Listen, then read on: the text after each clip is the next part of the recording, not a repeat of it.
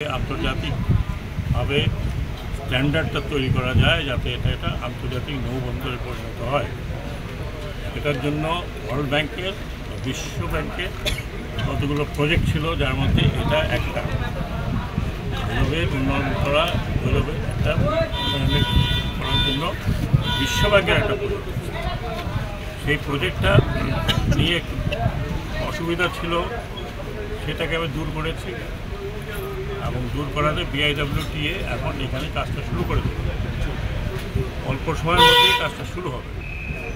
সেই কাজ এখানে যেটা হবে, সেখানে 3টা পন্টুন হবে। একটা হবে লঞ্চ ঘাটের জন্য, একটা মালামাল নামানোর জন্য, একটা হবে যারা স্পিড বোটে ব্যবসা করছেন তাদের জন্য। প্রপার ঘাট হবে, এইরকম ভাঙাচূড়া অর্ধেক পড়ে যায়, অর্ধেক পড়ে না, যাতে দিন রাতে ব্যবহার হয়। কনভেয়ার বেল্টের সাথে মালামালগুলো উপরে আসবে এখান থেকে ট্রাকে। এটা হচ্ছে পরিকল্পনা মোটা। এই পরিকল্পনাটা বেশ কিছুদিন থেকে ঘুরছিল। এটা অন্তত আমার সৌভাগ্য যে আমার হাতে এটা শুরু হয়েছে। কালকে আমি এই প্রকল্পটাকে, আমি যেহেতু মন্ত্রণালয়ের দিকের মধ্যে ছিল, সাইন করে দিয়ে আসছি। আজকে ওয়ার্কটা চলে যাবে, হয়তো আপনি 7 দিন 10 দিনের মধ্যে এখানে কাজটা আপনি দেখতে পাবেন। এখানে সাময়িক অসুবিধা কিছু হতে পারে, যারা এইভাবে এখন যাতায়াত করছেন সেটা সাময়িক অসুবিধা হবে। আমি আশা করি যে বৃহত্তর স্বার্থে আপনারা সেই সাময়িক অসুবিধা থেকে মেনে নেবেন। আর এটা শেষ করতে হবে আমাদেরকে এই বছর মানে এই আগামী বছরের ডিসেম্বরের মধ্যে। শেষ না করলে এই টাকাটা আমরা যাবে, আশা করি হবে না। সব তৈরি আছে। এখন যেটা দরকার, এখন লোকাল লোকজনের কোঅপারেশন দরকার।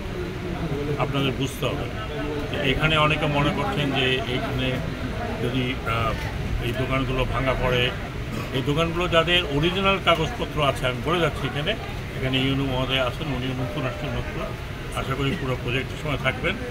যার যার কাগজ আছে, খতিয়ান আছে, তার জন্য কোনো অসুবিধা হবে না। ওনাদেরকে কম্পেনসেশন দেওয়া হবে। যেটা বলছি যে এটা বিশ্ব ব্যাংকের অর্থায়ন, তারা নিজেরাই দেখে গেছে। যারা মনে করেন যে এই ফাঁকে উঠিয়ে ফেলেছে, তাদের হয়তো কম্পেনসেশনভাবে দেওয়া যাবে না, কিন্তু আমি চেষ্টা করব তাদেরও যাতে একটা সুরাহা হয়। আর অনেকে বলছেন যে এতগুলো লোক এখানে খেটে খায়, সেই লোকগুলো আরও বেশি খেটে খাবে, আরও বেশি লোক দরকার হবে, এবং এটা পূর্ণাঙ্গভাবে চালু হবে। এটা কিন্তু পুরোটাই বাংলাদেশ গভর্নমেন্টের। উল্টা পাশে যেটা হচ্ছে সেটা আপনারা জানেন যে ভারতীয় একটা লোন প্রোটোকল আছে। সেই লোন প্রোটোকল হিসাবে উল্টো দিকে যেটা হচ্ছে, আমি দেখতে যাব। এটা এখন পর্যন্ত টেন্ডার হয়ে গেছে, ওটা মাত্র টেন্ডার। ওটা কিন্তু ভারতীয়দের, সম্পূর্ণ ভারতীয়দের LOC। হ্যাঁ, বাংলাদেশ কিন্তু তাদের কন্ট্রাক্টর তাদের হবে, ওই কন্ট্রাক্টরের মাধ্যমে কাজ হবে, কাজ করবে কিন্তু বাংলাদেশিরা।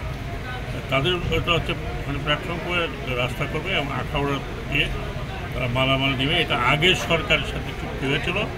এই চুক্তিটি অনেক দূর এগিয়ে গেছে। কাজেই বাংলাদেশিরাও ব্যবহার করবে, ভারতীয়রাও ব্যবহার করবে।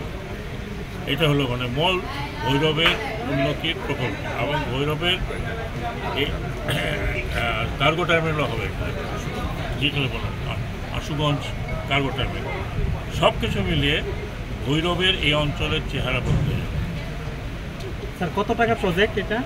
এটা এদিকে হচ্ছে 97 কোটি, 4টা ঘাট মিলে 97 কোটি। শুধু এটা না, আরও আছে। এটা ম্যাক্সিমাম হতো 35, 30-32। স্যার, আমার একটা প্রশ্ন ছিল। এখানে ভৈরবের সারের গুডাউন আছে এবং পদ্মা